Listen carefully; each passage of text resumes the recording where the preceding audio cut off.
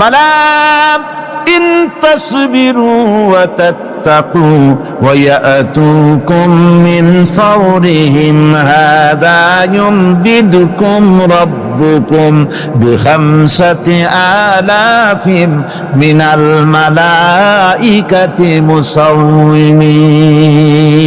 হ্যাঁ, তোমরা যদি ধৈর্য অবলম্বন করো আর আল্লাহকে ভয় করে চলো, তাহলে এক্ষুনি আল্লাহ রাব্বুল আলামিন তোমাদের জন্য কাতারে কাতারে শৃঙ্খলাবদ্ধ 10,000 ফেরেশতা দিয়ে তোমাদেরকে সাহায্য করবেন। সুবহানাল্লাহ, তোমাদেরকে ফেরেশতা দিয়ে সাহায্য করা হবে। তোমরা যদি সবর ইখতিয়ার করো, তাহলে সংখ্যা যদি কম হয়, বেশি সংখ্যার উপরে জয়ী করে দেব। ইয়াকুম মিনকুম 20 সাবিরুনা ইয়াগলিবু মিয়াতাইন। যদি তোমাদের ভিতরে ধৈর্যশীল 20 জন হয়, আমি 200 কাফেরের বিরুদ্ধে তোমাদেরকে জয়ী করে দেব। সুবহানাল্লাহ। তোমরা যদি হও ধৈর্যশীল 200 কি কয় 20 জন, 200 কাফেরের উপরে তোমরা জয়যুক্ত হয়ে যাবে। আর বিপদ আর মুসিবতে যারা ধৈর্য ধরে, তাদের জন্য আল্লাহর পক্ষ থেকে সুসংবাদ। সুসংবাদ কাদের জন্য? ধৈর্যধারীদের জন্য। কোরআনে কারীম বলছে, ওয়াবাশশিরিস সাবিরিনাল্লাযীনা ইযা আসাবাতহুম মুসিবাতুন ক্বালু ইন্না লিল্লাহি ওয়া ইন্না ইলাইহি রাজিউন। সুসংবাদ সেই সব ধৈর্যশালীদের জন্য যারা নাকি বিপদ এবং মুসিবতে আসলে যারা বলে, কি বলে? পড়েন আমার সাথে, ইন্না লিল্লাহি ওয়া ইন্না ইলাইহি রাজিউন। এটা শুধু আমাদের লোকেরা কেউ মরলে পড়ে, এটা শুধু মরার সময় নয়, বরং যে কোনো বিপদ আর মুসিবত এলে মুমিন বান্দা যারা, তারা কি পড়বে? ইন্না লিল্লাহি ওয়া ইন্না ইলাইহি রাজিউন।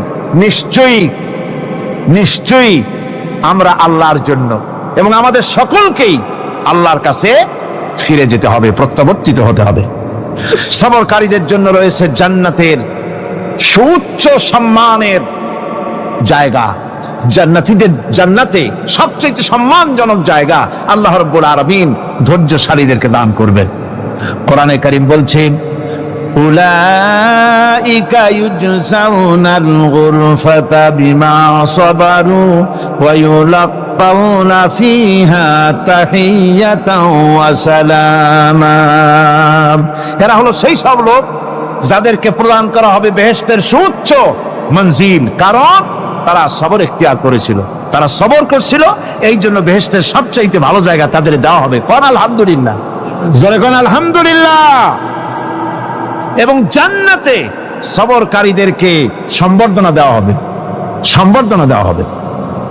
খালিদিনা ফিহা হাসনাত মুস্তাকাররান ওয়া মুকামা। চিরদিন তারা জান্নাতের ভেতরে বসবাস করবে এবং কতই না সুন্দর, কতই না উত্তম জায়গা সবরকারীদের জন্য আল্লাহ বেহেশতের মধ্যে রেখে যাবেন। জান্নাতে প্রবেশ করার সাথে সাথে চতুর্দিক থেকে ফেরেশতারা ছুটে আসবে সবরকারীদের জন্য। ওয়াল মালাইকাতু ইয়াদখুলুনা আলাইহিম মিন কুল্লি বাব। চতুর্দিক থেকে ফেরেশতারা তাদেরকে ইস্তেকবাল করবে, কি বলবে?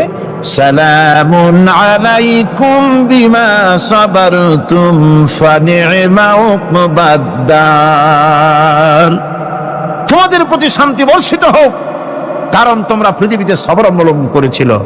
কতই না উত্তম জায়গা, কতই না সুন্দর জায়গা আল্লাহ রাব্বুল আলামিন সবরের বিনিময় তোমাদেরকে দান করেছেন। সুতরাং এই সবর হচ্ছে মুসলমানদের জন্য সবচেয়ে বড় নিয়ামত।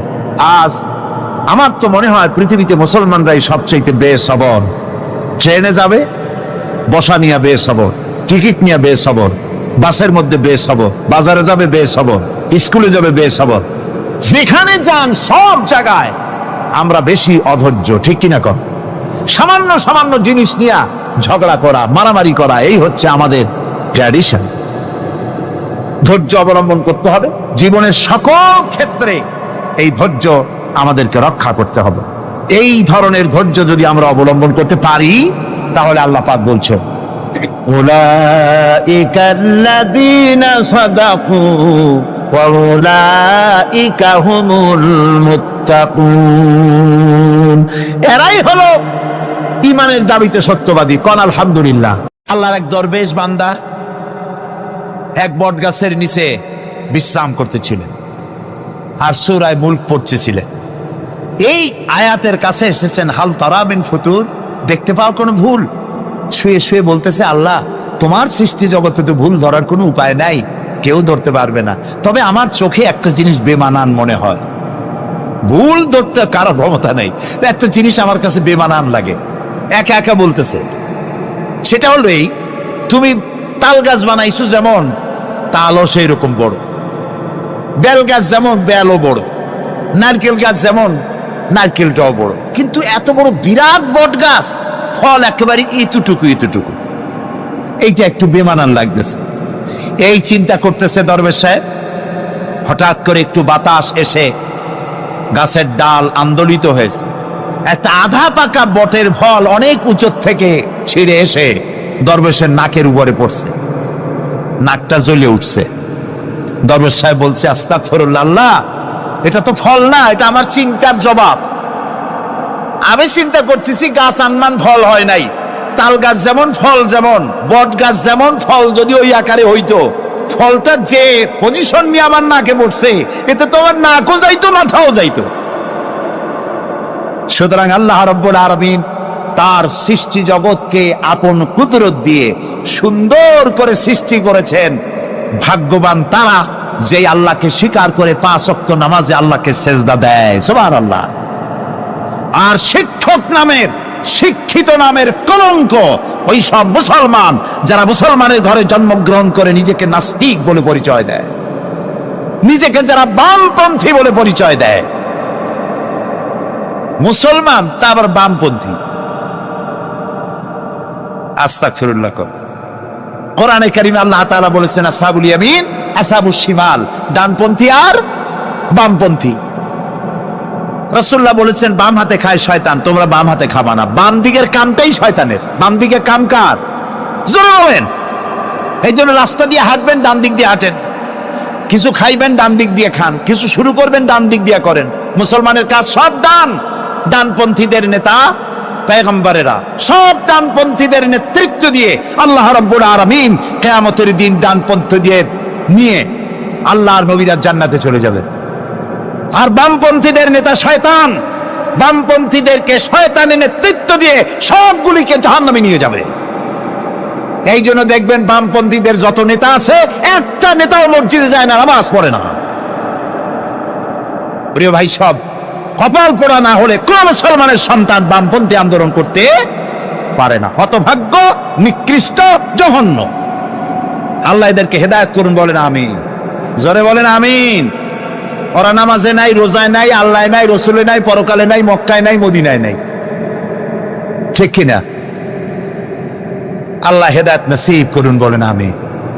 তাহলে 3টি পুঁজির কথা বলেছিলাম, তার মধ্যে প্রথম পুঁজি হলো আল্লাহর কি বিশ্বাস করতে দেখি? অস্তিত্বকে বিশ্বাস করা। এই অস্তিত্বের উপরে আমি আর আলোচনা করতে চাই না। আমরা বিশ্বাস করি আল্লাহ আছেন, ঠিক না? আচ্ছা, এবার প্রশ্ন করি, আল্লাহ আছেন, কোথায় আছেন? আচ্ছা, বুঝতে পারছি আপনাদের মধ্যে ইখতিলাফ হয়ে গেছে। কেউ বলছেন সব জায়গায়, কেউ বলছেন আরশে, কেউ বলছেন আকাশে। আর যারা বেশি বুদ্ধিমান তারা কোনো জবাব দেন নাই, চিন্তা করছেন কোনটা কইয়ে কোন জ্বালায় পড়ি। আল্লাহ রাব্বুল আলামিন কোথায় আছেন সেই প্রশ্ন আল্লাহ কি করা দরকার? আল্লাহ আপনি কোথায় আছেন এই প্রশ্ন আমরা করার আগে আল্লাহ রাব্বুল আলামিন কোরআনে কারীমের মধ্যে জবাব দিয়ে দিয়েছেন, আর রাহমানু আলাল আরশিস তাওয়া। সুবহানাল্লাহ। আল্লাহ সব জায়গায় আছেন এ কথা ঠিক নয়। কেন ঠিক নয় সেটাও বুঝাই দেই। সব জায়গা বলতে তার মধ্যে তো টয়লেটও আছে। সব জায়গা বলতে আরো বহুত খারাপ জায়গা আছে, আমি সে জায়গাগুলির নাম নিলাম না। তাহলে আল্লাহ কি সেসব জায়গা আছেন? বলেন নাউযুবিল্লাহ। আল্লাহ নিজেই বলছেন আল্লাহ আছেন আরশে ইস্তাওয়া। আল্লাহ আছেন কোথায়? আরশে। আল্লাহ যে আরশে আছে সেই জন্যই তো মানুষেরা হাত উঁচু করে আল্লাহর কাছে, এরকম বলে যে উপরওয়ালা বলে না, না নিচুওয়ালা বলে, সব জায়গাওয়ালা এরকম বলে, উপরওয়ালা বলে।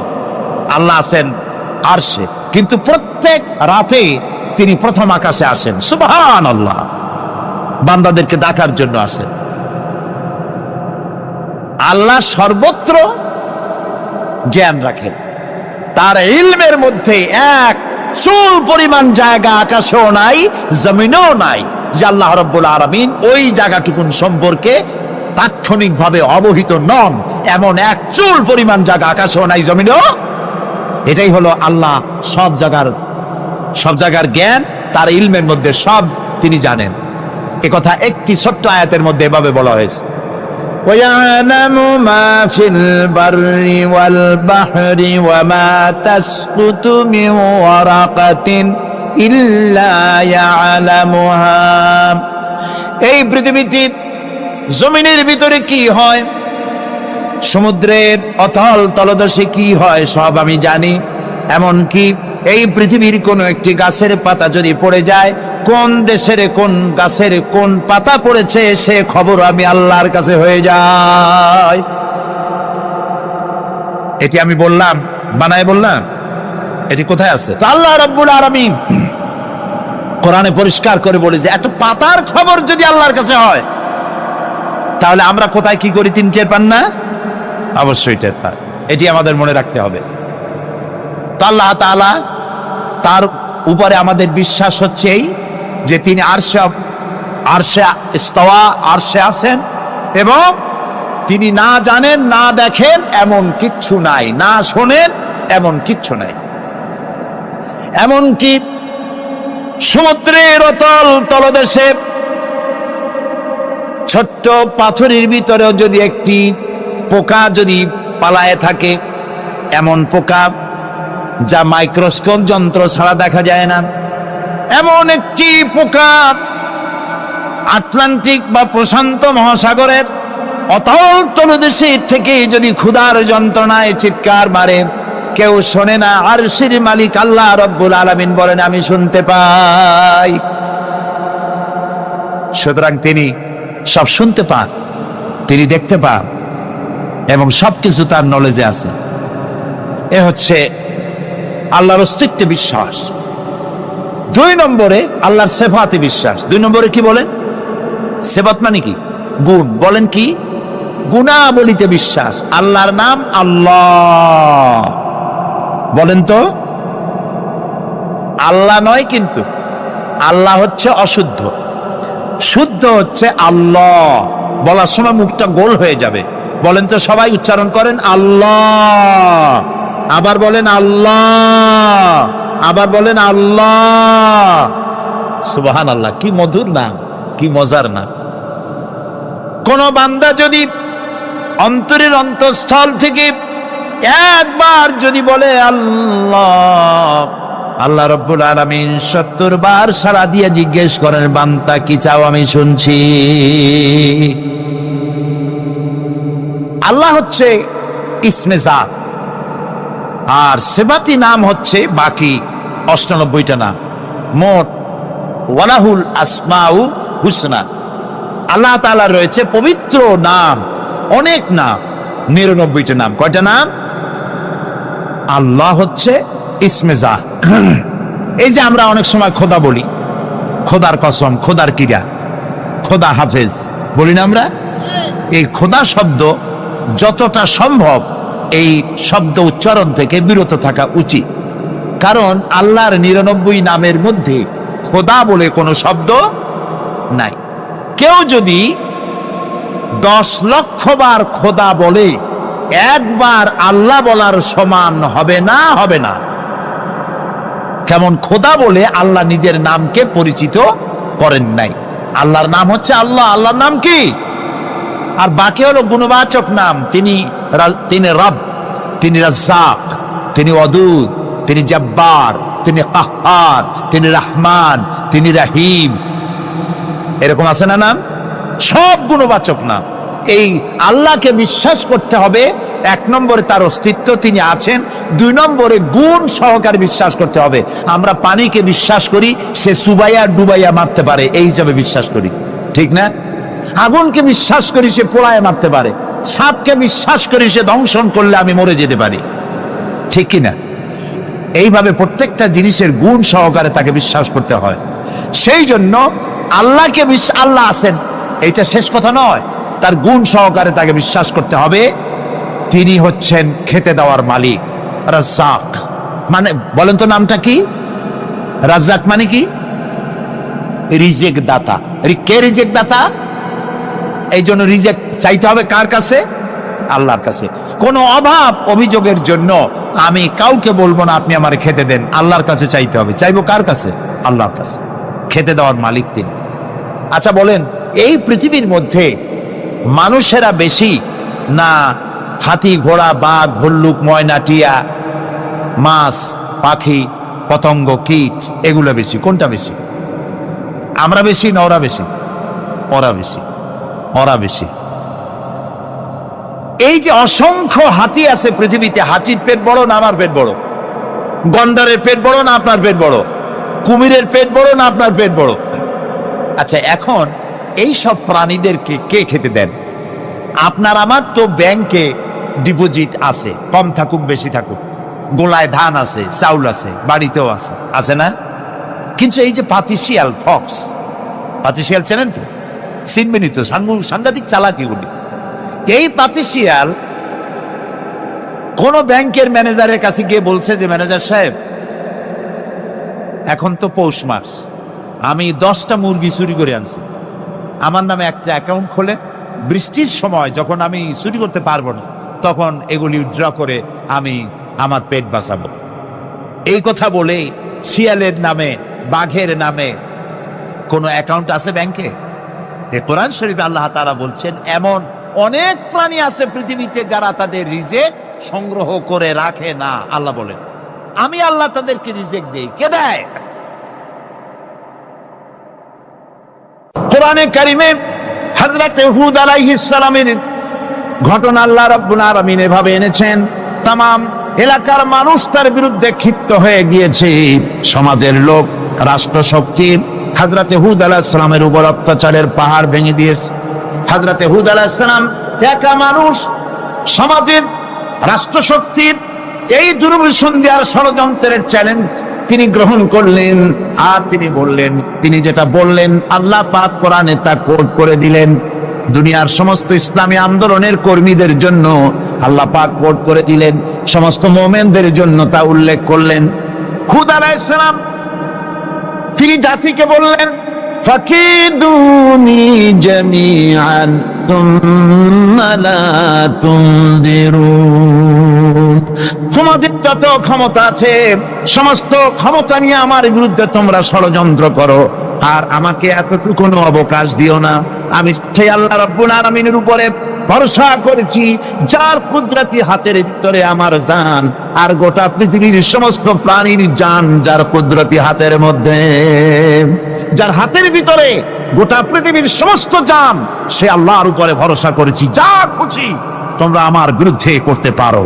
সুবহানাল্লাহ। এটার নাম হলো ঈমান, এটার নাম সবর, এটার নাম ধৈর্য। এই ধৈর্য আসে ঈমানে কামেল হলে পরে এবং আল্লাহর উপরে পরিপূর্ণ বিশ্বাস হলে পরে। যদি কারো দিনের মধ্যে কথা বিশ্বাস থাকে যে আমার জন্য আল্লাহর পক্ষ থেকে যদি কোনো বুলেট নির্ধারণ করা থাকে, গোটা বিশ্ব যদি আমাকে পাহারা লাগায়, ওই বুলেট থেকে আমাকে বাঁচাইতে পারবে না। আর আমার জন্য যদি একটা বুলেট আল্লাহ কর্তৃক নির্ধারিত থাকে, তাহলে গোটা পৃথিবীর মানুষ চেষ্টা করেও সেই বুলেট থেকে আমাকে রক্ষা করতে পারবে না। হযরত আইয়ুব আলাইহিস সালামের সবরের ঘটনা কোরআনে কারীম তুলে ধরেছে। হযরত আইয়ুব 18টি বছর পর্যন্ত রোগের মধ্যে পড়ে আছেন। এত অসুখ করেছে, এত রোগ, শরীর পচে গিয়েছে, গায়ে পোকা ধরেছে, দুর্গন্ধ হয়ে গিয়েছে, বিবিরা চলে গিয়েছে, ছেলে মেয়ে পাড়ার লোকেরা দূর দূর করে তাড়িয়ে দিয়েছে। এবার জঙ্গলের ভিতরে গিয়ে আশ্রয় নিয়েছেন। এমন অবস্থা হয়েছে, শরীর পচে পচে জিহ্বায় যখন পোকা ধরা শুরু করে দিল, হযরত আইয়ুব আলাইহিস সালাম তখন আল্লাহ রাব্বুল আলামিনের দরবারে এই প্রথমবারের মতো তিনি বললেন, রব্বুল আলামিন, হায় আল্লাহ তাআলা, সমস্ত শরীর জড়জড়া হয়ে গিয়েছে, গায়ে পোকা ধরেছে, আমি কোনো কথা বলি নাই, আমি খামোশ থেকে জিকির আজগার করতেছিলাম। আয় আল্লাহ, এখন দেখি আমার জিহ্বায় পোকা ধরেছে, পোকা ধরা শুরু হয়েছে। আমার জিহ্বাটায় পোকা তুমি দয়া করে দিও না, কারণ আমার জিহ্বায় যদি পোকা হয়ে যায় তাহলে তোমার মতো আল্লাহর জিকির আমি কি দিয়া করব? আমার জিহ্বাটা তুমি দয়া করে ভালো রাখো। কোরআনে কারীম বলছি, وأيوب إذ نادى ربه أني مسني الضر وأنت أرحم الراحمين। স্মরণ করো সেই সময়ের কথা যখন আইয়ুব তার রবকে ডেকে বলেছিল, আমি অসুস্থ আর তুমি তো রহমান রহিম, দয়াময়। ভাষাটা দেখেন কি সুন্দর, এর থেকে কি আল্লাহরে আর কিছু বলা লাগে? আল্লাহ পাকের কাছে তিনি বলতেছেন, আল্লাহ আমি তো অসুস্থ, আমি তো অসুখ করেছে আমার, আর তুমি তো দয়াময় রহমান রহিম। এক অন্ধ, ঈদের দিন কত অন্ধই তো আসে খয়রাত করার জন্য, ভিক্ষা করার জন্য, চতুর্দিকে ভিক্ষা করতেছে অন্ধরা। এক অন্ধ ঈদের গেটের কাছে দাঁড়ায় বলতেছে, ভাইরা আজ হচ্ছে ঈদের দিন আর আমি কিছু দেখতে পাচ্ছি না। তে বেশি পয়সা পাইল, মানুষের দিন তার প্রতি আকৃষ্ট হয়ে গেছে। আরে কি কথা, আজ ঈদের দিন, সকলে আনন্দ করছে আর আমি কিছুই দেখতে পাচ্ছি না। সে কিন্তু কিছু চায় নাই। ভাষার ভিতরে, কথা বলার ভিতরে এ ধরনের টেকনিক আছে। হযরত আইয়ুব আলাইহিস সালাম বললেন না যে আল্লাহ আমারে মাফ করে দাও, কষ্টের মধ্যে আছি। তিনি শুধু বলেছেন, রব্বুল আলামিন, আমি অসুস্থ হয়ে পড়েছি, আমার অসুখ করেছে, আর তোমার নাম রহমান রহিম। এতটুকু কথা বলেছেন। আল্লাহ রাব্বুল আলামিনের দরজায়, তার দরবারে আইয়ুব আলাইহিস সালামের ডাক চলে গেছে। যায় নাই? কোন অসুবিধা আছে নাকি? কোন অসুবিধা নাই। পানির তলা দিয়া যদি কেউ ডাক দেয়, পাহাড়ের ভিতরে বসে যদি কেউ ডাক দেয়, আল্লাহ রাব্বুল আলামিন তা শুনতে পান। ইউনূস আলাইহিস সালাম মাছের পেটে বসে চিৎকার মেরেছিলেন, লা ইলাহা ইল্লা আনতা সুবহানাকা ইন্নী কুনতু মিনাজ জালিমিন। যিনি বলছিলেন, আয় আল্লাহ তাআলা, আমি তোমার প্রশংসা করছি, তুমি ছাড়া উপাস্য নাই, মাবুদ নাই। আমি তোমার পবিত্রতা ঘোষণা করছি, আমি তো জালিমদের অন্তর্ভুক্ত হয়ে গেছি। বাস এতটুকুন কথাই বলেছেন। আল্লাহ পাক বলছেন, ইউনূসের ডাক তো কেউ শোনে নাই, পানির মধ্যে কেউ শোনে নাই, জমিনের কেউ শোনে নাই, মহাশূন্যের কেউ শোনে নাই, কিন্তু মাছের পেটের ভেতরে থেকে, গভীর অতল দরিয়ার তলদেশ থেকে মাছের পেটের ভিতরে বসে আমার ইউনূস যে ডাক দিল, ওই ডাক আমি আরশের মালিক আমি শুনতে পেয়েছি, আর সঙ্গে সঙ্গে জবাব দিয়েছি। ফাস্তাজাবনা লাহু ওয়া নাজ্জাইনাহু মিনাল গাম্মি ওয়া কাযালিকা নুজিল মুমিনিন। ডাকের সাড়া দিলাম, বিপদ দিয়া বাঁচায় দিলাম। শুধু ইউনূসের না, আল্লাহ পাক এ জায়গায় আবার ওয়াদা করলেন, দুনিয়ার যত মুমিন বান্দা আছে তারা যদি কখনো বিপদে পড়ে যায় আর আমারে যদি ডাকে, আমি এইরকম করে বিপদ থেকে বাঁচাইয়া দেব। আইয়ুব আলাইহিস সালাম যখন আল্লাহ রাব্বুল আলামিনের কাছে ফরিয়াদ করলেন, আল্লাহ পাক তখন বলছেন, কোরআনে কারীম বলছে, ফাস্তাজাবনা লাহু فكشفنا ما به من ضر وآتيناه أهله ومثلهم معهم رحمة من عندنا وذكرى للعابدين। আমি আইয়ুবের দোয়া কবুল করে নিলাম। শুধু তার পরিবার বর্গই দিলাম না, বরং আরো কিছু নিয়ামত আমি তাকে দান করে দিলাম। এবং তাই জন্য যেহেতু তারা ছিল আমার অনুগত বান্দা, আমার বাধ্যগত, আমি এই জন্য রহম করেছি, সমস্ত রোগ শোক আমি মাফ করে দিয়েছি। আমাদের সামান্য একটু জ্বর হয়, যদি 2-3 দিন জ্বর হয়েছে, জ্বর ছাড়ে না, বলে যে এত ভালো ভালো কাজ করি তারপর আমার এত জ্বর হওয়া লাগে, অমুকরা এত পাপ করে, তা তো কিছুই হয় না। খালি আল্লাহ আমার চোখে দেখলো, আমার বউর অসুখ, আমার অজুমুড়ি ছাড়ি না। ভাইরা, আপনি ঠিক পান না যে কি গুনাহ আপনি করেন।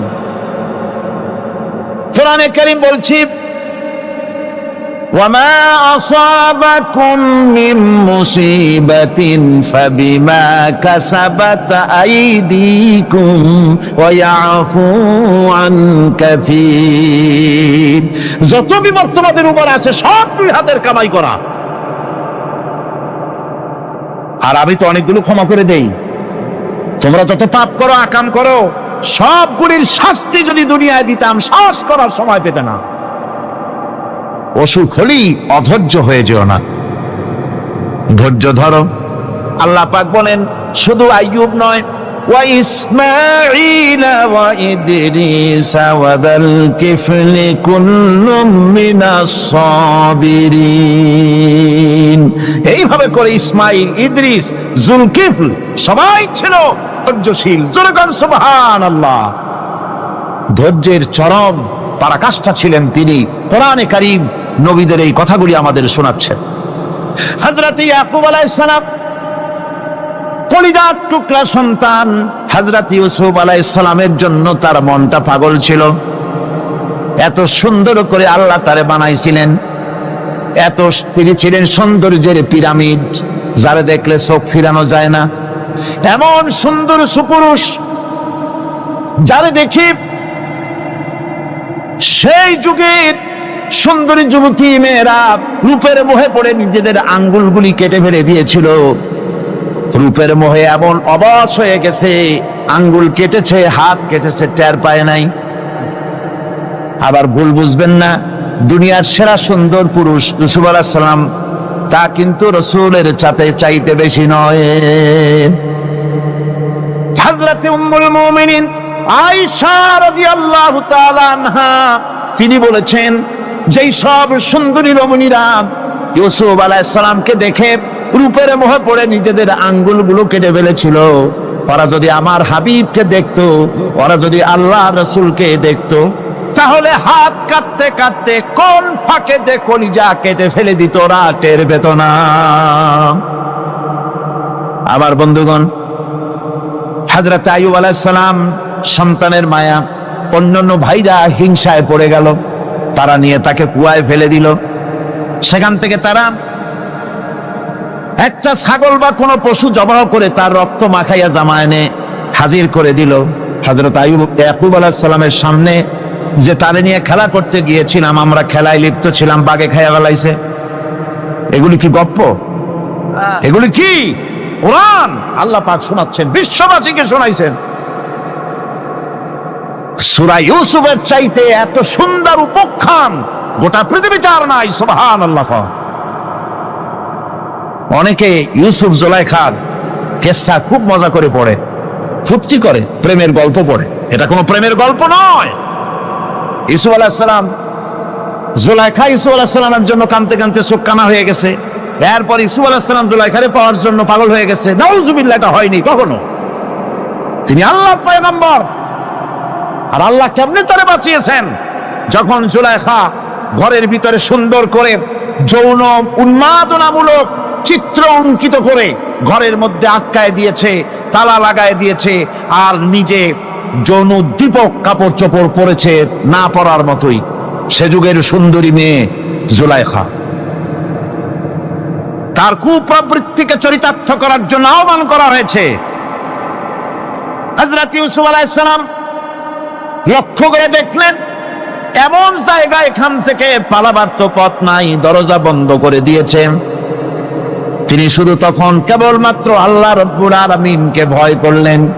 আল্লাহকে ভয় করে আল্লাহর নাম নিয়ে যখন তালাবদ্ধ দরজার দিকে দৌড় দিয়েছেন, আল্লাহ রাব্বুল আলামিন আপন কুদরতে তালাগুলি খুলে দরজা তার জন্য উন্মুক্ত করে দিলেন।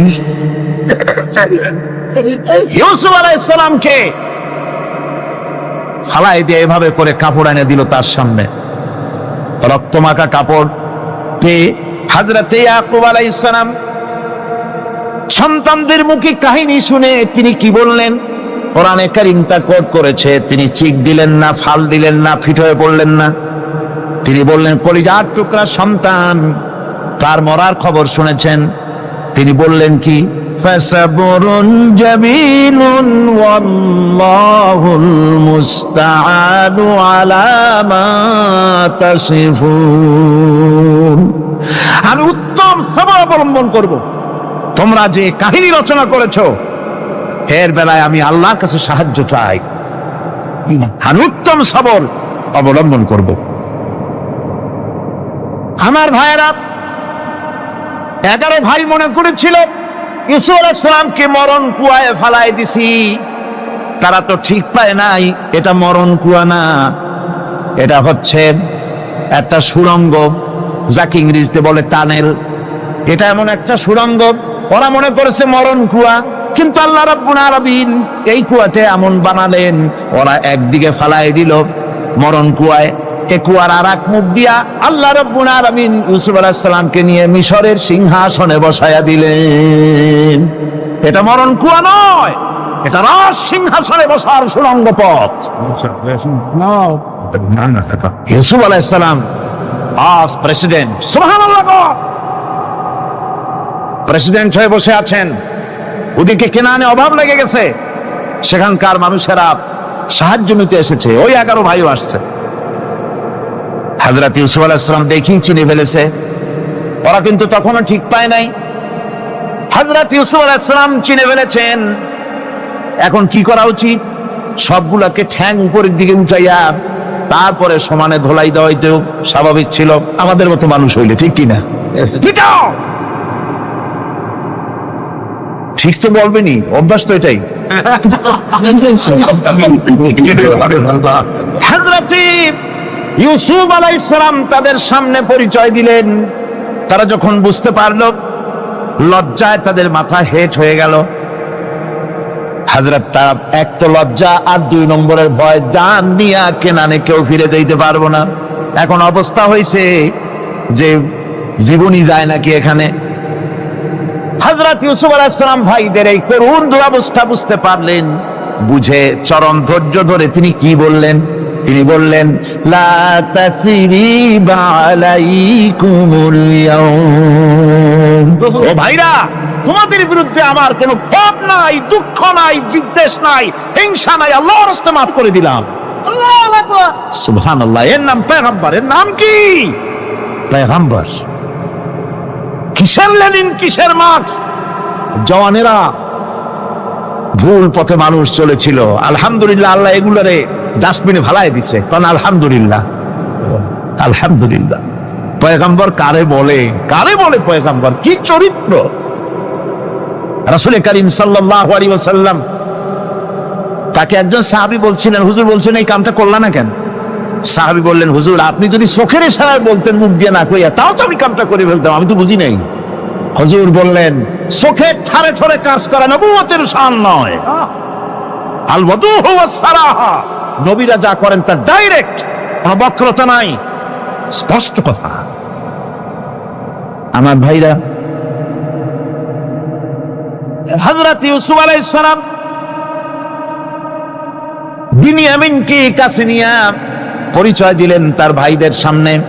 কোরআনে কারীম বলছে, ক্বালা আনা ইউসুফ ওয়া হাদা আখি قد من الله علينا إنه من يتقي ويصبر فإن الله لا يضيع أجر المحسنين। আমি ইউসুফ আর এই হচ্ছে আমার ভাই।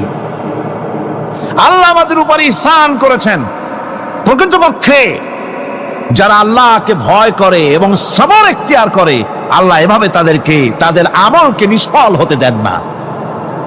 আমার এই জামাটা নিয়ে যাও। হযরত ইয়াকুব আলাইহিস সালাম কলিজার টুকরা সন্তান ইউসুফ আলাইহিস সালামের বিরহ যন্ত্রণায় ছেলেকে কতদিন দেখে না, কাঁদতে কাঁদতে চোখ দুটো অন্ধ হয়ে গেছে। মিশর থেকে কেনানের দিকে জামা রওনা হয়েছে। কোথায় মিশর, কোথায় কেনান? জামা যখন রওনা হয়ে গেছে, হযরত ইয়াকুব বলতেছেন, আমি যেন আমার ইউসুফের গন্ধ নাকে পেতেছি। জামা চলে এলো, চোখের উপরে রাখলেন, আল্লাহ রাব্বুল আলামিন তাকে চক্ষুষ্মান বানায়া দিলেন। ভাইরা আমার, পয়গম্বরেরা সবর করে গোটা দুনিয়ার মানুষের সামনে দৃষ্টান্ত সেট করেছেন সবরকারী হন। আমার ভাইরা, হযরত ইব্রাহিম আলাইহিস সালামের কথা আল্লাহ পাক কোরআনে কারিমে বলছেন সবরকারী কয়, দেখো শেখো সবরকারী কয়। আল্লাহ পাক বললেন, ইব্রাহিম তোমার বিবি আর তোমার নবজাতক এই সন্তানকে রেখে আসো মক্কা নগরীতে। তিনি চলে গেলেন, সেখানে ঘর নাই, বাড়ি নাই, কিচ্ছু নাই, চতুর্দিকে ধুধু বালু আর মরুভূমি। হযরতে হাজরা বলছেন, ইব্রাহিম সামান্য পানি আর খাবার দিয়া আমার সন্তান শুদ্ধ এখানে রেখে যেতেছো, আমি কি অপরাধ করেছি? কোনো জবাব নাই। দুইবার তিনবার বলার পরে হাজরা বলছেন, ইব্রাহিম গো, তবে কি আমার আল্লাহর হুকুম মতো আমারে রেখে যাচ্ছ নাকি? হযরত ইব্রাহিম আকাশের দিকে আঙ্গুল উঁচু করলেন। কথা বলবেন, বাক শক্তি বেরোচ্ছে না। 80 বছর বয়সের সময় একটা বাচ্চা আল্লাহ তারে দিছেন, আর এমন বাচ্চা পয়গম্বরের ছেলে, কি সুন্দর চেহারা, মরুভূমির উপরে ফালাই দিয়ে রওনা হয়ে যাচ্ছেন। মুখ দিয়া কথা সরছে না, আকাশের দিকে দেখালেন। হযরত হাজরা বুঝতে পারলেন। হযরত হাজরা বলেন, ইব্রাহিম কোনো চিন্তা নাই, নিশ্চিন্ত মনে বাড়ি ফিরে যাও। আমি আমার আল্লাহর উপরে এতটা ভরসা করি, আল্লাহর হুকুমে যদি আমার এখানে রেখে যেয়ে থাকো, ওই আল্লাহ পাক আমাকে আর আমার কলিজার টুকরা ইসমাইলকে পানিতে আর খাবারে মারবেন না, অবশ্যই তিনি ব্যবস্থা করবেন। ব্যবস্থা হয়ে গেল। হযরত ইসমাইল বড় হয়ে গেলেন। আল্লাহ পাক অর্ডার করলেন, জবাহ করো ছেলেকে। হযরত ইব্রাহিম আলাইহিস সালাম যখন জবাহের প্রস্তাব করলেন, হযরত ইসমাইল তা আপত্তি করতেন, বাবাজি আমার মায়ের আর আমাকে বাচ্চা অবস্থায় ফেলে গেলেন, খাবার দেন নাই, পরার দেন নাই, বছরের পর বছর আমাদের এখানে কাটলো, দেখতেও আসেন নাই, আজ আসছেন জবাহ দিতে।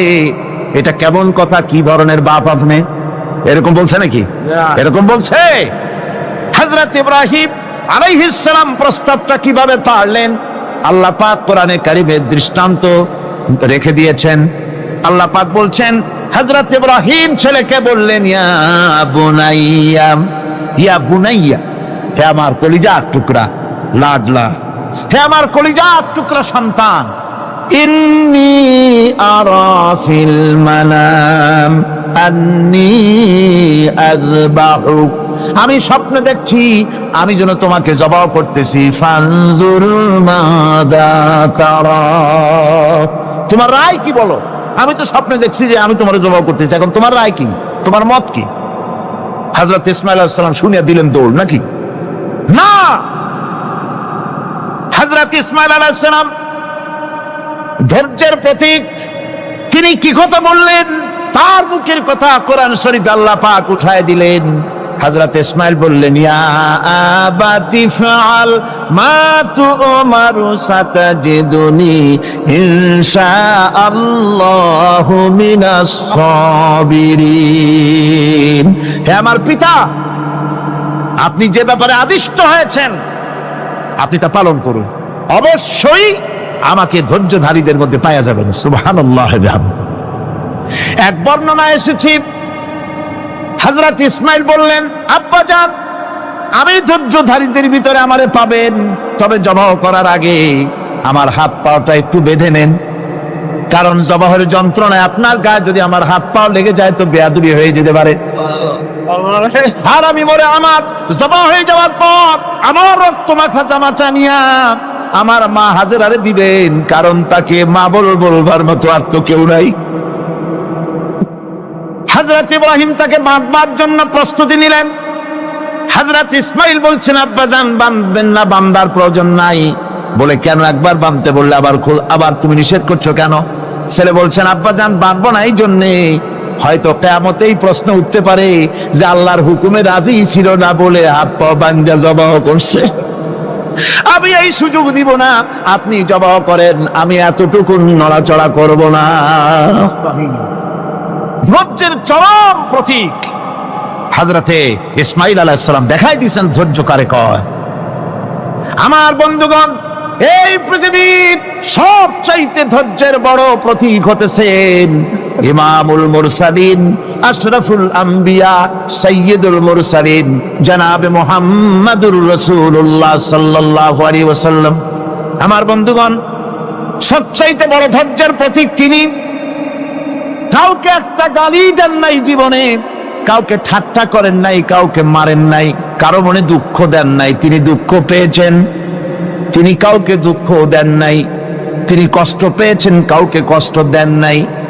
আমার ভাইয়েরা, তায়েফের ময়দান, আমার নিজের চোখে তায়েফে যেদিন আমি তায়েফ দেখলাম, আমি তায়েফে ঢুকেছি, জীবনে কোনোদিন যাই নাই। রমজান মোবারকে আমি সেখানে গেলাম, আমাকে বসার জন্য তারা নিয়ে যাবে। আমি বললাম আগে বসবো না, আমারে আগে নিয়ে যাও, আমার নবীকে কোন জায়গায় ওরা মেরেছিল সে জায়গাটা দেখাও।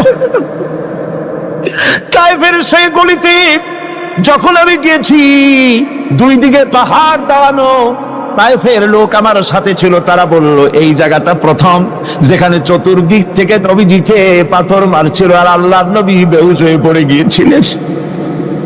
3টা দিন না খাওয়া, হযরতে খাদিজা নাই, আবু তালিব নাই, মক্কায় জায়গা নাই পা রাখার। নবীজি 3টা দিন ঘুরলেন। নেতারা বলল, তুমি যদি নবী হবে তো এতিম হলে কেন? আল্লাহ নবী বানাবার জন্য কি একটা ধনী মানুষ পায় না? তোমার মতো এতিম আর গরিবের নবী বানাইলো কেন?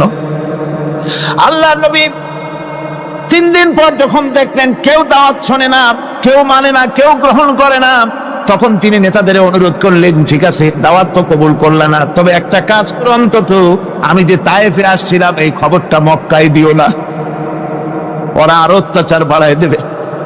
এই কাফিরগুলি খবর তো মক্কায় পাঠালো, আর সমস্ত যুবকদেরকে লেলিয়ে দিল।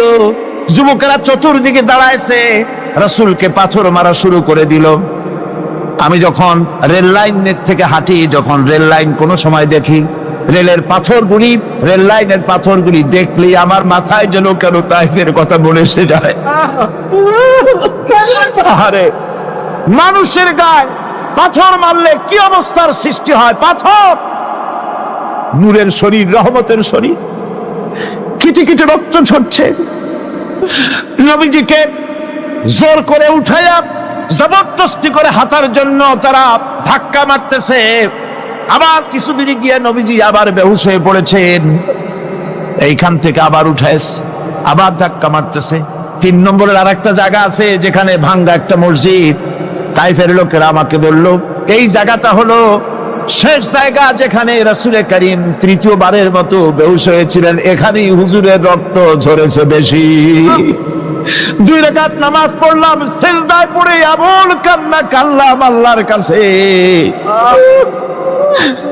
নবীজি যখন হুঁশ এসেছে, হযরতে জিবরাইল বলেন, ইয়া রাসূলুল্লাহ, আপনার এই কষ্ট দেখে ফেরেশতারা কাঁদতেছে, আপনি অনুমতি দিয়ে দেন এই 2 পাহাড়কে মিলাইয়া সমস্ত তায়েফবাসী কাফেরগুলি মাটির সাথে মিশাইয়া দেই। নবীজি বললেন, জিবরাইল, আমি যদি হুকুম করি আর আমার হুকুম মতো যদি এই কাম করো, একটা কাফেরও যদি না বাঁচে তাহলে কার মুখে পৌঁছাবো লা ইলাহা ইল্লাল্লাহু মুহাম্মাদুর রাসূলুল্লাহ। আমার ভাইরা, হুজুর সাল্লাল্লাহু আলাইহি ওয়াসাল্লাম উঠে বসলেন। এমন সময় হযরতে যায়েদ শরীরের রক্তগুলি মুছে দিতেছেন। হুজুর সাল্লাল্লাহু আলাইহি ওয়াসাল্লাম বসে 2খানা হাত উত্তোলন করলেন। নবীজির চোখ থেকে পানি গড়ায় পড়তেছে। আরে কেউ নাই, আল্লাহ ছাড়া কেউ নাই সাহায্য করার। নবীজি হাত তুলে মোনাজাত করতেছেন, চোখ দিয়া পানি পড়ে দাড়ি ভিজে পড়তেছে, গায়ে দিয়া রক্ত ঝরতেছে। নবীজি কি দোয়াটা করলেন? বদদোয়া করলেন না, গজব দিতে বললেন না। নবীজি দোয়া করলেন, রব্বুল আলামিন, এই তায়েফের লোকেরা আজকে আমার সাথে যে ব্যবহারটা করেছে, ওরা বোঝে নাই যে আমি তোমার নবী, ওরা বোঝে নাই যে আমি তোমার রাসূল, না বুঝে আমার উপরে যে অত্যাচারটা করলো, আল্লাহ তুমি এই জন্য রাগ করে এই তায়েফে তুমি গজব দিও না। আল্লাহ পাক পরবর্তী সময় হুজুরকে স্মরণ করাই দিলেন, ওয়া মা আরসালনাকা ইল্লা রাহমাতাল লিল আলামিন। ও নবী, আপনি হচ্ছেন আমার সমস্ত সৃষ্টি জগতের জন্য, আপনি আমার রহমত, আমার গোটা বিশ্বের জন্য আপনার, আমার সৃষ্টি জগতের জন্য আপনি আমার করুণা। একটা লোক রাসূলের এই কষ্ট দেখে বাগান থেকে এক গ্লাস আঙ্গুরের শরবত এনে হাজির করেছে। এত কষ্টের পর 3 দিনের না খাওয়া আঙ্গুরের একটা শরবত পাইয়া হুজুর খুব খুশি হলেন। শরবত গ্লাস পান করে হুজুর বলছেন, তোমার নাম না আত্তাস? তিনি বলছেন, হ্যাঁ হুজুর, আমার নাম আত্তাস। তোমার বাড়ি না ইউনূস আলাইহিস সালামের গ্রামে? বলে, হ্যাঁ, আমার বাড়ি সেই গ্রামে। তা আপনি কি করে জানলেন আমার নাম আত্তাস আর আমার বাড়ি ইউনূস আলাইহিস সালামের গ্রামে? আপনি জানলেন কি করে? হুজুর বললেন, আমি নবী, হযরত ইউনূস নবী, একজন নবীর খবর আর একজন নবীর কাছে থাকে। রাসূল করিম সাল্লাল্লাহু আলাইহি ওয়াসাল্লাম সবর ইখতিয়ার করেছিলেন, ধৈর্য অবলম্বন করেছিলেন, আর আল্লাহ পাক তাকে নির্দেশ করেছেন, সবর করো। ওয়াত্তাবি' মা ইউহা ইলাইকা ওয়াসবির হাত্তা ইয়াহকুমাল্লাহ। তুমি কেবল সেই জিনিসের অনুসরণ করো যা আমি তোমার প্রতি অবতীর্ণ করেছি। আমি আপনার উপরে যেটা অবতীর্ণ করেছি ওটার অনুসরণ করুন, আর সবর ইখতিয়ার করুন যতক্ষণ না আল্লাহর পক্ষ থেকে চূড়ান্ত ফয়সালা না আসে। ধৈর্য ধরুন, ধৈর্য ধরুন। আমার ভাইরা, কাফেরদের নির্যাতনের মোকাবেলায় আল্লাহ পাক তার হাবিবকে সান্ত্বনা দিয়েছেন। যখন কাফেররা নির্যাতন করতেছে, হারে হযরতে বেলাল নির্যাতিত, হযরতে সুমাইয়া নির্যাতিতা, হযরতে খাব্বাব, হযরতে হুবায়ব, হযরতে আম্মার রিদওয়ানুল্লাহ তাআলা আলাইহিম আজমাইন, এত মার হতেছে। হযরতে ওমর হযরতে খাব্বাব রাদিয়াল্লাহু তাআলা আনহুকে খোলা গায়ে দেখে বলছিলেন, খাব্বাব রে, তোমার পিঠে এত গর্ত কেন? এত গর্তওয়ালা পিঠ তো আমি মানুষের দেখি নাই, এত চিকুন কোমরওয়ালা মানুষও তো দেখি নাই। তিনি বলেছেন, ওমর, তুমি কি ভুলে গেছো? ইসলাম কবুল করার অপরাধী কাফির বেঈমানেরা আগুন জ্বালায়া আংটা আগুনের উপরে আমাকে চিৎ করে শোয়াছে। আমি যেন নড়াচড়া করতে না পারি সেজন্য আমার বুকের উপরে পাথর চাপা দিয়ে রেখেছিল। গায়ের চর্বি আর রক্ত গলে গলে পড়ে আগুন নিবেছে, আর আগুন গোশত পুড়ে যে পিঠের মধ্যে প্রবেশ করেছিল, আজও পর্যন্ত পিঠের সেই গর্ত সেরে যায় নাই। এভাবে অত্যাচার হচ্ছিল সাহাবীদের উপর। আল্লাহ রাব্বুল আলামিন তার হাবিবকে সান্ত্বনা দিলেন, ওয়াসবির ওয়া মা সাবরুকা ইল্লা বিল্লাহি ওয়া লা তাহজান আলাইহিম ওয়া লা তাকু ফি গায়তিন মিম্মা ইয়ামকুরুন। হে রাসূল, সবরের সাথে কাজ করতে থাকুন। আপনার এই সবরের তৌফিক তো আল্লাহই দিয়েছেন, আর ওদের সমস্ত ষড়যন্ত্র, ওদের অপকৌশলে আপনি দুঃখিত হবেন না, চিন্তা করবেন না, ভারাক্রান্ত হবেন না। আপনি নিশ্চিত থাকুন। ওয়াসবির লিহুকমি রাব্বিকা ফাইন্নাকা বিআয়ুনিনা। হে নবী, আপনার রবের চূড়ান্ত ফয়সালা আসা পর্যন্ত ধৈর্য ধারণ করুন। আপনি তো আমার চোখের সামনে। সুবহানাল্লাহ, সুবহানাল্লাহ। আপনি আমার চোখের সামনে। কে আপনাকে কি করবে আমি দেখবো না? সুবহানাল্লাহ। মন্ত্রী যদি, এই সলিমুদ্দিন মার্কা মন্ত্রী যত আছে, এই মন্ত্রীরা যদি ব্যথাতে ভয় কিসের? আমি তোকে দেখছি না? সাহসটা কেমন বাড়ে, কেমন বাড়ে সাহস। আর এ কোনো মন্ত্রী ছাতা মাতা না, কোন প্রেসিডেন্ট রাজা বাদশা না, আকাশ আর জমিনের মালিক আমার আল্লাহ রাব্বুল আলামিন বলছেন, হাবিব, কোনো চিন্তা নাই, আপনি আমার চোখের সামনে। ওরা চায় আপনাকে দুনিয়া থেকে মিটাই দিতে, আর আমি চাই ওয়া রাফা'না লাকা যিকরাক, আপনার প্রশংসা তো হবে গোটা বিশ্ব জুড়ে, সর্বত্র ছড়িয়ে যাবে আপনার নাম। সুবহানাল্লাহি বিহামদিহি। আল্লাহ পাক অন্যত্র বলেছেন, ওয়ালাকাদ কুযযিবাত রুসুলুম মিন ক্বাবলিকা ফাসাবারু আলা মা কুযযিবু ওয়া উযু হাত্তা আতাহুম নাসরুনা। হে মুহাম্মদ সাল্লাল্লাহু আলাইহি ওয়াসাল্লাম, আপনার পূর্বে অসংখ্য নবী রাসূল এই পৃথিবীতে আসছে এবং জুলুম আর নির্যাতনের শিকার তারা হয়েছেন। অবশেষে তাদের প্রতি আল্লাহর সাহায্য এসেছে। সুতরাং আপনাকেও ধৈর্য ধারণ করতে হবে, ধৈর্য ছাড়া কোনো পথ নাই, ধৈর্য আপনাকে ধারণ করতেই হবে। আর এই ধৈর্য ধারণ করলে পরে আল্লাহর চূড়ান্ত ফয়সালা আসবে, তখন আল্লাহ পাক মেহেরবানি করবেন। আমার ভাইরা, এই ধৈর্য পৃথিবীর সমস্ত পয়গম্বররা ধৈর্য অবলম্বন করেছেন, কখনো অধৈর্য হন নাই। দিন কায়েমের সংগ্রামে নবী রাসূলগণ দারুণ ভাবে সবর ইখতিয়ার করেছেন। বৃদ্ধবাদীদের সকল রকমের নির্যাতন, অপকৌশল, ষড়যন্ত্র, এই সব কিছু মোকাবেলা করেছেন ধৈর্যের নীতি অবলম্বন করি। কখনো ধৈর্যচ্যুতি তাদের মধ্যে ঘটেনি, বরং আল্লাহ রাব্বুল আলামিন তাদের প্রতি সন্তুষ্ট হয়েছেন। যারা এই ধৈর্য ধরেছে তাদের উপরে সন্তুষ্ট হয়ে আল্লাহ রাব্বুল আলামিন বলেছেন, ওয়া কাআইয়্যিম মিন নাবিয়্যিন কাতালা মাআহু রিব্বিয়ুন কাসীর। এর আগে অনেক নবী এসেছিলেন যাদের সাথে বহু আল্লাহওয়ালা লোক লড়াই করেছেন। فما وهنوا لما أصابهم في سبيل الله وما ضعفوا وما استكانوا। আল্লাহর পথে তাদের উপর যত বিপদ এসেছিল তারা হতাশ হয়ে পড়েন নাই, দুর্বলতা দেখাননি, বাতিলের সামনে মাথাও নত করেন। ওয়াল্লাহু ইউহিব্বুস সাবিরিন। আর আল্লাহ পাক ধৈর্যশীল যারা, তাদেরকে আল্লাহ পাক ভালোবাসেন। আমার ভাইরা, ধৈর্যের পরিচয় রাসূল করিম সাল্লাল্লাহু আলাইহি ওয়াসাল্লাম উহুদের ময়দানে যখন আক্রান্ত হয়ে গেলেন, চতুর্দিকে কাফেররা ঘিরে ধরেছে, বাঁচার কোনো পথ নাই। সাহাবায়ে কিরাম রাসূলকে পাহারা দিলেন। যারা রাসূলকে পাহারা দিতে দাঁড়ায়ছেন, জীবন দিয়া পাহারা দিতে দাঁড়ায় গেছে, রাসূলের দিকে মুখ দিয়া, পিঠটা বাইরের দিকে দিয়ে রাসূলকে পাহারা দেওয়া শুরু করেছেন। হুজুরকে পাহারা দিতে যারা দাঁড়িয়েছিলেন, কাফের কর্তৃক নিক্ষিপ্ত কি তীরগুলি এসে যখন বিঁধতেছিল, শুধু একজন সাহাবী হযরত তালহার পিঠের ভিতরে রাসূলকে হেফাজতের জন্য 80টা তীর একজনের পিঠের মধ্যে দিয়ে তুলেছে। এক অসতর্ক মুহূর্তে নবীজির ডান্ডা মোবারক শহীদ হয়ে গেল, শিরস্ত্রাণ ভেঙে গেল, লোহার কড়া প্রবিষ্ট হয়ে গেল কপালের ভিতরে। হুজুর মাথা ঘুরে পড়ে গেলেন।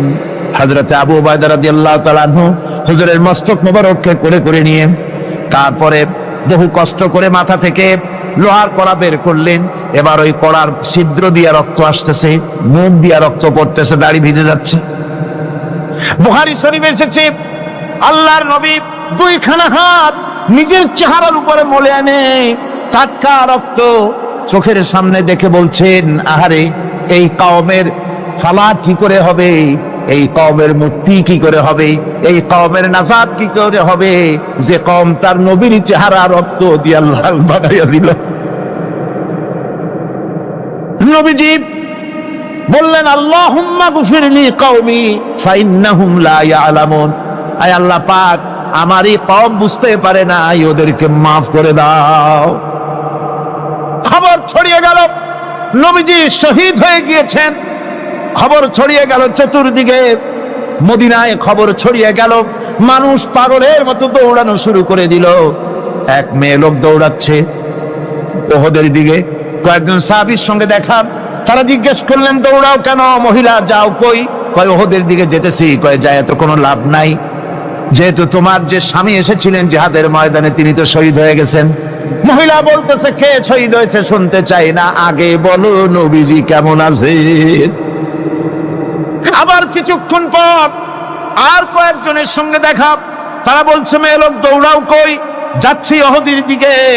তারা বলছেন যে কোনো লাভ নাই, তোমার যে দুইটা কলিজার টুকরা সন্তান ওহদে এসেছিল দুটোই শহীদ হয়ে গেছে। মা বলতেছে ও সাহাবী কে শহীদ হয়েছে শুনতে চাই না, তাড়াতাড়ি করে বলো আল্লাহর নবী মুহাম্মদুর রাসূলুল্লাহ সাল্লাল্লাহু আলাইহি ওয়াসাল্লাম কেমন আছেন।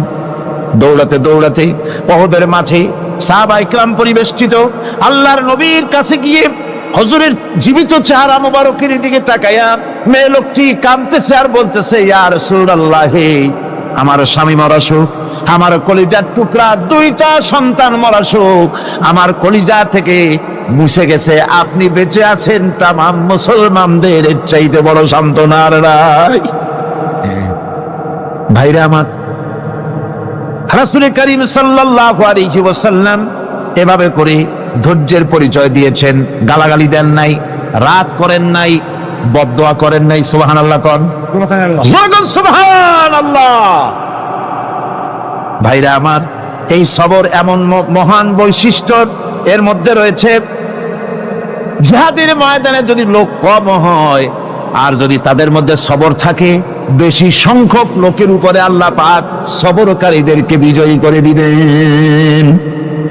কোরআনে কারীমে রব্বুল আলামিন বলেন কাম মিন ফিয়াতিন কালিলাতিন গালাবাত ফিআতান কাসীরাতাম বিইذনিল্লাহ আল্লাহু মা'আস সাবিরিন।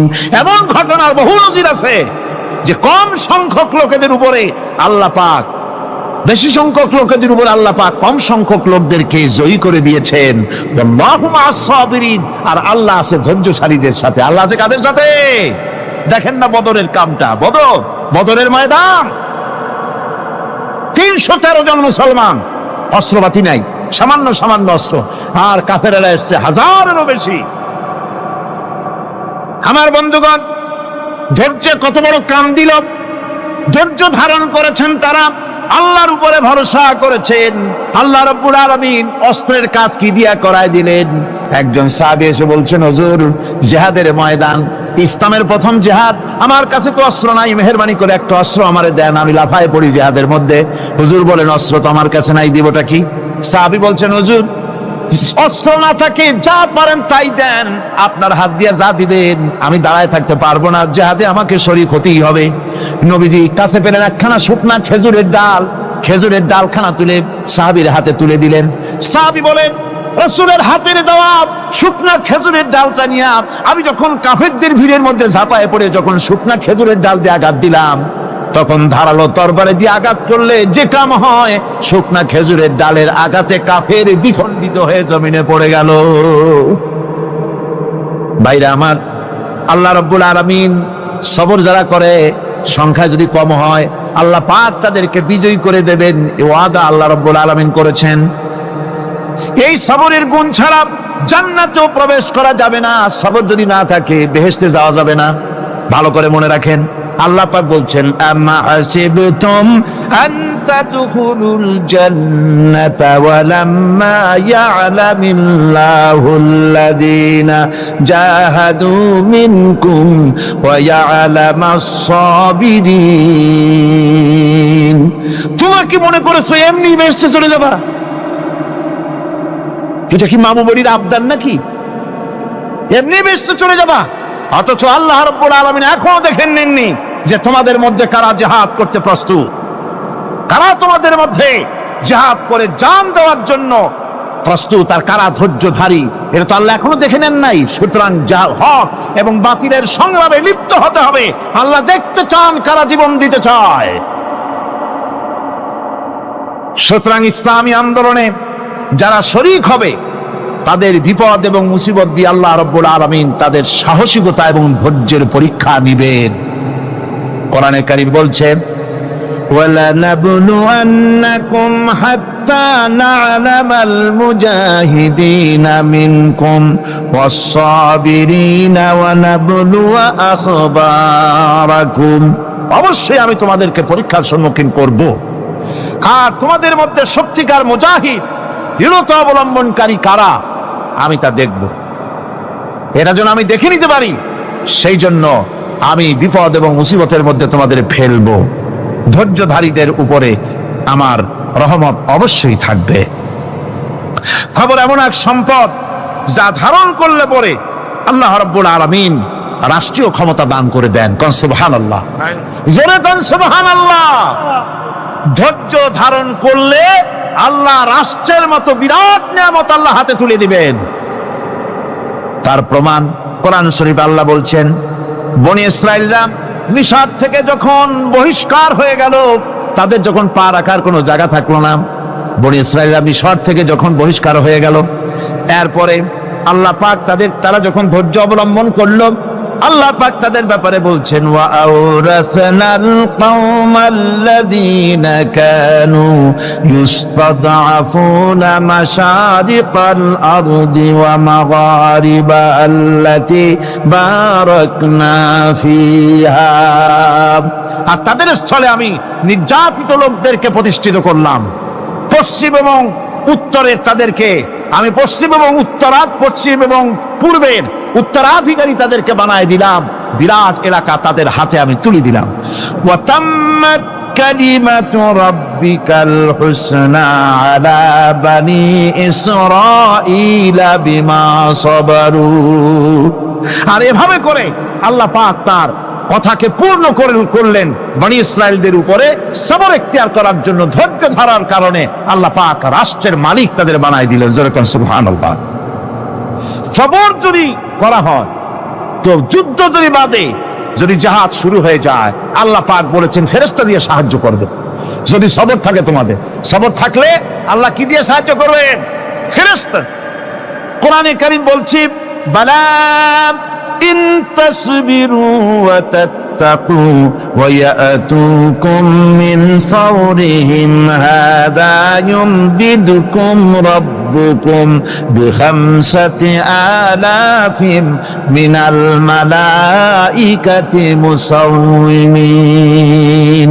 হ্যাঁ, তোমরা যদি ধৈর্য অবলম্বন করো আর আল্লাহকে ভয় করে চলো, তাহলে এক্ষুনি আল্লাহ রাব্বুল আলামিন তোমাদের জন্য কাতারে কাতারে শৃঙ্খলাবদ্ধ ৫,০০০ ফেরেশতা দিয়ে তোমাদেরকে সাহায্য করবেন। সুবহানাল্লাহ। তোমাদেরকে ফেরেশতা দিয়ে সাহায্য করা হবে।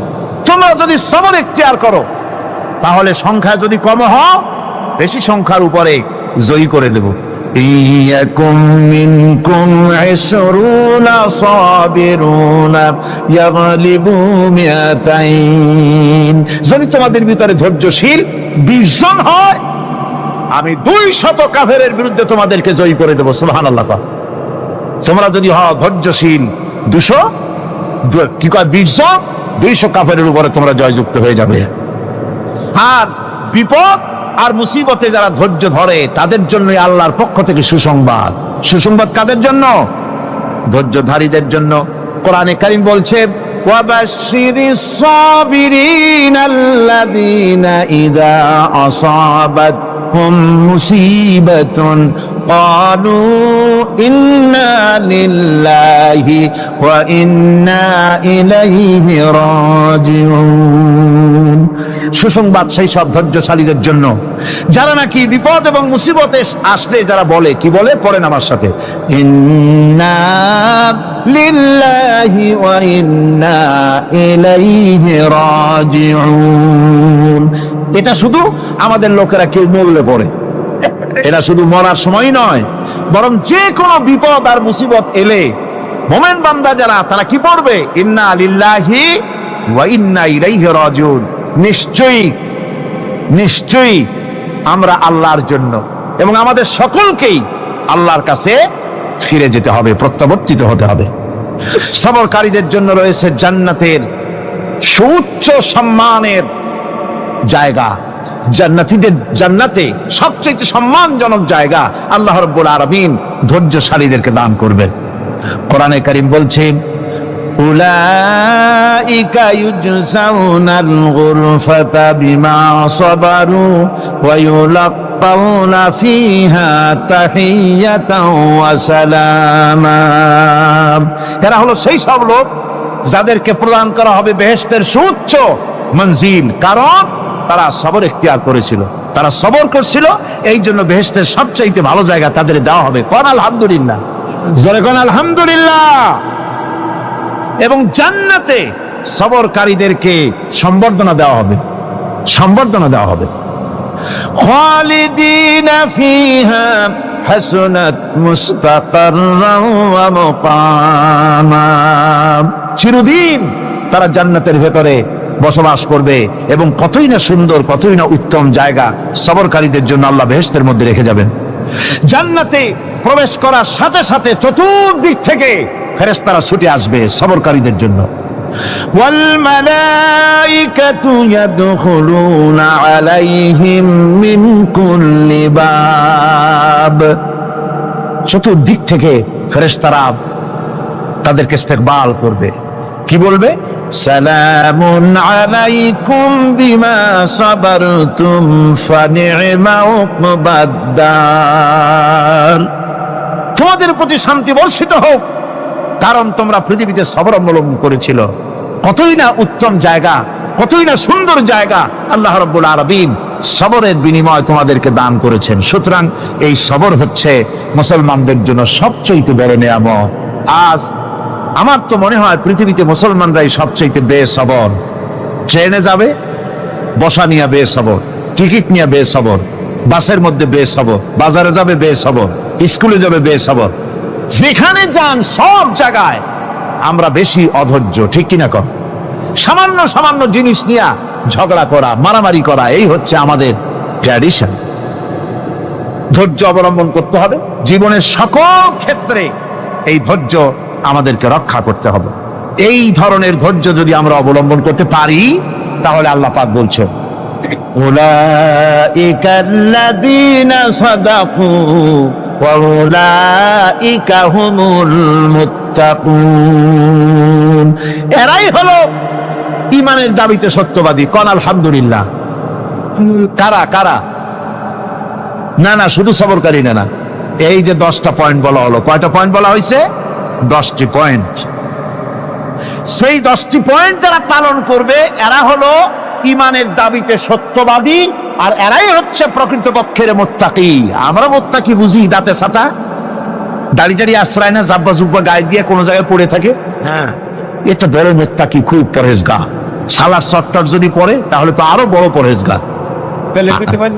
জি, আর যদি কাপড় চোপড় মোটেও না থাকে তাহলে তো খাজা বাবা হয়ে গেল। আর আল্লাহ বলছে মুত্তাকি কারে কয়? শোনো, এরে কয় মুত্তাকি যাদের মধ্যে এই 10টা গুণ আছে। এই 10টি সত্য যদি সম্পাদন করতে পারি, যদি আমল করতে পারি, জীবন ধন্য হয়ে যাবে। সেই 10টি কথা আমি আবার আপনাদের স্মরণ পটে তুলে দিতে চাই, প্যাকেট করে পকেটে উঠাই দিতে চাই, যেন বাড়ি নিয়ে যেতে পারেন। 1 নম্বর হচ্ছে 10টি পয়েন্টের 1 নম্বর আল্লাহর প্রতি ঈমান। 1 নম্বরে আল্লাহর প্রতি ঈমান, 2 নম্বরে পরকালের প্রতি ঈমান, 3 নম্বরে ফেরেশতাদের উপর ঈমান, 4র্থ নম্বরে কিতাবের প্রতি ঈমান, 5ম নম্বরে নবীদের প্রতি ঈমান, 6ষ্ঠ নম্বরে সহায় সম্বলহীন নিকটবর্তী আত্মীয়, ইতিম, মিসকিন, প্রবাসী, মুসাফির, সাহায্য প্রার্থী, এদেরকে মুক্ত করার জন্য এদেরকে সাহায্য প্রদান করা, 7 নম্বরে নামাজ প্রতিষ্ঠা করা, 8 নম্বরে যাকাত আদায় করা, 9 নম্বরে ওয়াদা পালন করা, 10 নম্বরে সবর এখতিয়ার করা। কয়টা হইল? এই 10টি কাজ যদি আমরা পালন করতে পারি, বিপদে মুসিবতে ধৈর্য ধারণ করতে পারি, যত মুসিবত আসুক, আসলে এগুলি কিছু না। মুসিবত আল্লাহ টেস্ট করবেন, মুসিবত দিয়া আল্লাহ টেস্ট করেন। দেখা যায় যে ওদের শক্তি খুব বেশি, চোখে আপনি দেখতে পারেন, কিন্তু আল্লাহ বলছেন ইন্না কায়দা শায়তানে কানা দাঈফা। বাতিলরা হলো শয়তান, বাতিলরা কি? আর ওদের চক্রান্ত আসলেই দুর্বল, এদের চক্রান্ত আসলে কি? দুর্বল। কাজেই এগুলিকে ভয় করা যাবে না। বিপদে মুসিবতে ধৈর্য ধারণ করে যদি অগ্রসর হওয়া যায়, তো আল্লাহ রাব্বুল আলামিন এই 10টি পয়েন্ট যদি আমল করা যায়, দুনিয়ার শান্তি পাবো, আখিরাতেও শান্তি পাবো। যত মুসিবত আসুক, বিপদ আসুক, ধৈর্যের সাথে মোকাবেলা করতে হবে। ধৈর্যের অর্থ কি? আমি আগেই বলেছি, ধৈর্যের অর্থ হচ্ছে অবিচলতা, দৃঢ়তা, বরদাস্ত করা, সহিষ্ণুতা, ধীরতা, স্থিরতা। ধৈর্যের অর্থ এটা নয় একজন একটা থাপ্পড় মারলো আর আপনি বলবেন যে বাবা ব্যথা পাইছো নাকি, তাহলে আরো একখান থাপ্পড় দিয়া দাঁত আমার সবগুলো ভালাই দেন। এর নাম ধৈর্য নয়। ধৈর্য হচ্ছে পরিস্থিতির মোকাবেলা করতে হবে সাহসিকতার সাথে, এর নাম হচ্ছে ধৈর্য। ওই যে আমি একটা দৃষ্টান্ত দিয়ে থাকি, এক সাপ একবার মুরিদ হয়েছিল এক পীর সাহেবের কাছে। পীর বলছিলেন যে না, আমি তো এইসব সাপ টাপ মুরিদ বানাই না। কয় না হুজুর, আমারে বানান। তারপরে মুরিদ বানায় কিছু অভিজ্ঞতারে শিখাই দিল আর বললো খবরদার কাউকে দংশন করবা না। ঠিক আছে, সে যায়া জিজ্ঞাসা শুরু করে দিয়েছে। এর মধ্যে জমিনে রাখাল আসছে, ধান কাটছে, ধানগুলো নিবি কি করে, দড়ি দাড়ি পাচ্ছে না, তো কি করা যায়, বানবে কি দিয়া? সন্ধ্যার পরে অন্ধকারে দেখে যে দড়ি একটা পড়ে আছে। ও যে কি দড়ি তা তো ওরা বোঝে না, ওইটারে নিয়া ধানরে ফেসাইয়া লেজ দিয়ার মাথা দিয়ে এরকম করে বাসেটারে দিয়ে বানছে। সাপ তখন বলতেছে হায় হায় রে, কেবল যে মুরিদ হইছি তা না হলে তুই ঠিক পাইছি যে আমি কি ধরনের দড়ি। এরপরে নিয়ে বাড়ি নিয়ে ভালাই দেশে ডরে খুলে সাপটার ঘাড় গেছে মস্কিয়া। বহুত কষ্ট করে হুজুরের বাড়ি গিয়ে হাজির, কয় যে হুজুর কি একখান জিকের শিখাইলেন, আমার তো ঘাটটার মস্কে শেষ। আশ্চর্য কথা, কত মানুষ মুরিদ হইলো, কত কিছু মুরিদ হইলো, কারো তো জিকের করলে ঘাড় মস্কে যাবে কেন, এটা কেমন কথা? কয় হুজুর ঘটনাই। আরে বেটা ঘটনা এইটা তুই কি করছিলি? কয় যে আপনি যে নিষেধ করছেন দংশন করতে, আমি তো দংশন করতে পারিনি। আরে বেটা দংশন করতে নিষেধ করছিলাম, ফোঁস করতে তো নিষেধ করি নাই। তোরে যখন দড়ি মনে করে হাত দিছিল ফোঁস করে উঠতি, ওই রাখা লাভ দিয়া বন আর পার হইয়া দিল্লি চলে যেত। কাজী ধৈর্যের মানে চিত হয়ে পড়ে না। ধৈর্য মানে অবিচলতা, দৃঢ়তা নিয়ে শক্তি সঞ্চয় করে আল্লাহর উপরে ভরসা করে বাতিলের বিরুদ্ধে ঝাঁপিয়ে পড়তে হবে, বাতিল উৎখাত হতে বাধ্য হবে।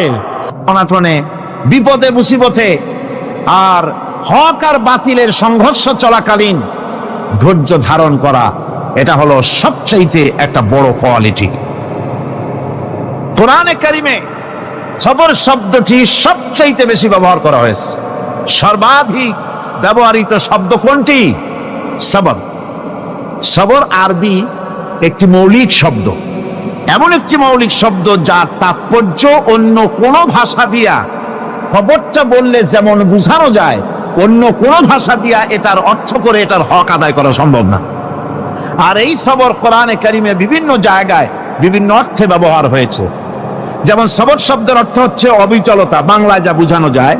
সবর শব্দের অর্থ হচ্ছে অবিচলতা, দৃঢ়তা, সহিষ্ণুতা, মন মেজাজের সমতা, ধীরতা, স্থিরতা, কষ্ট সহিষ্ণুতা, বরদাস্ত করা।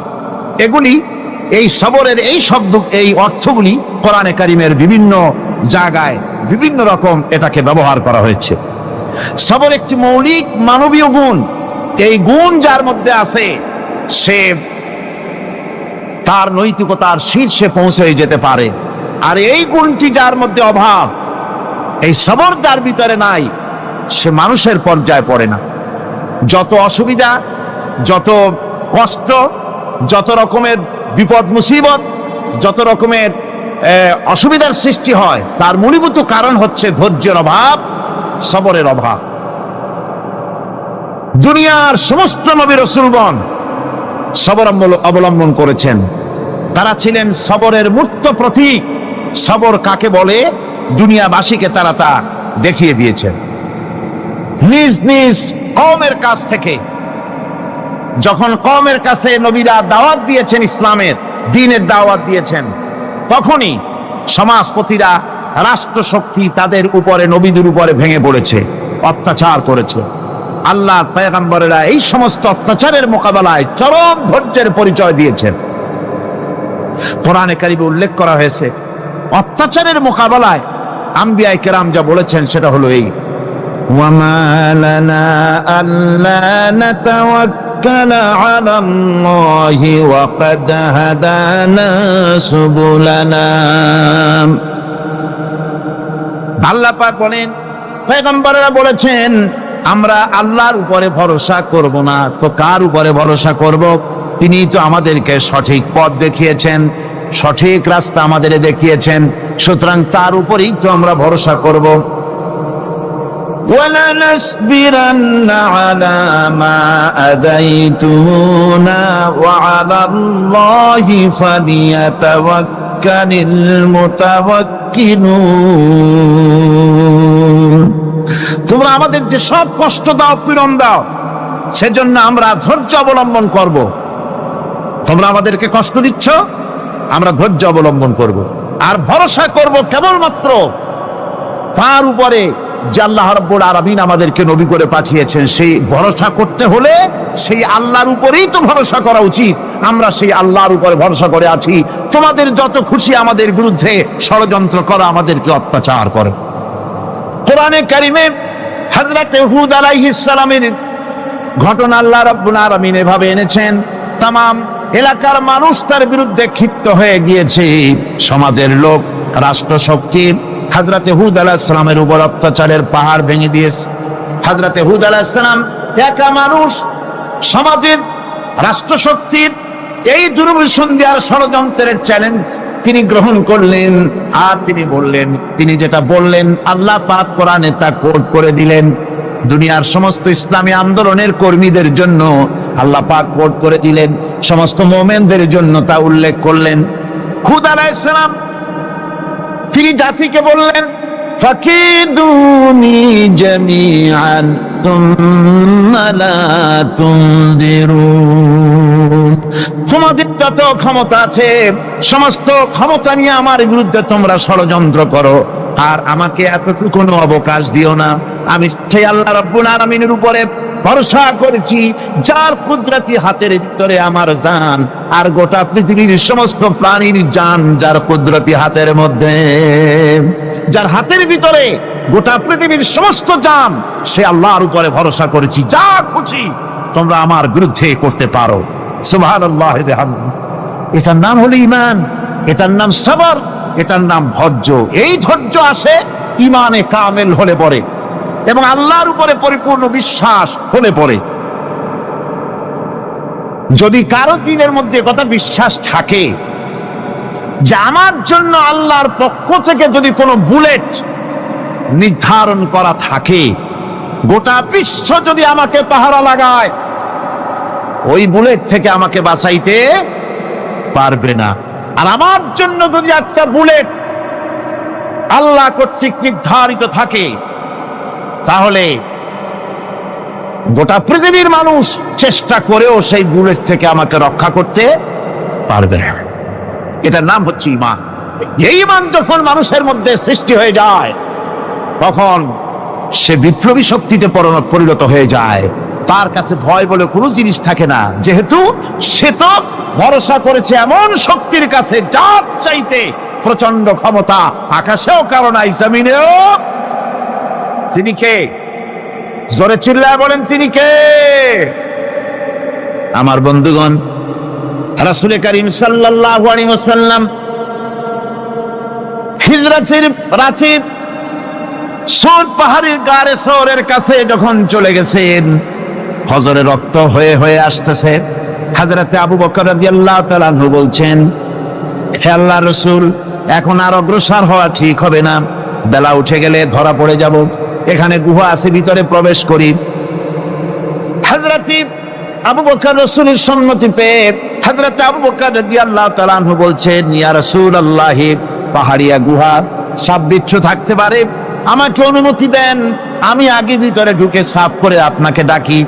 ভিতরটা সাফ করে তিনি ডাকলেন। রাসূল করিম ভিতরে ঢুকে বলছেন, আবু বকর, পাহাড় বেয়ে বেয়ে বড্ড কষ্ট হয়েছে, একটু বসো, তোমার উরুর উপরে মাথা রেখে আমি একটু ঘুমাইয়া যাই। আল্লাহর নবী আরাম ফরমাচ্ছিলেন।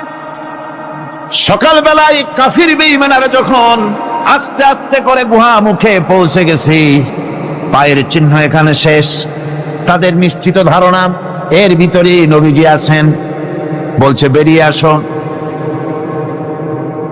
একজন বলে নাই, আর একজন বলে আছে। এভাবে তাদের মধ্যে দ্বিমত হয়ে গেল। হযরতে আবু বকর বলছেন, ইয়া রাসূলুল্লাহ, আমরা তো ধরা পড়ে গেছি, আমাদের তো আর উপায় নাই। এ গুহাটা এতই অগভীর, শুয়ে যদি হাঁটু উঁচু করা যায় উপর থেকে দেখা যায় বসলে পরে মাথা দেখা যায়, ধরা তো পড়ে গেছি, উপায় নাই।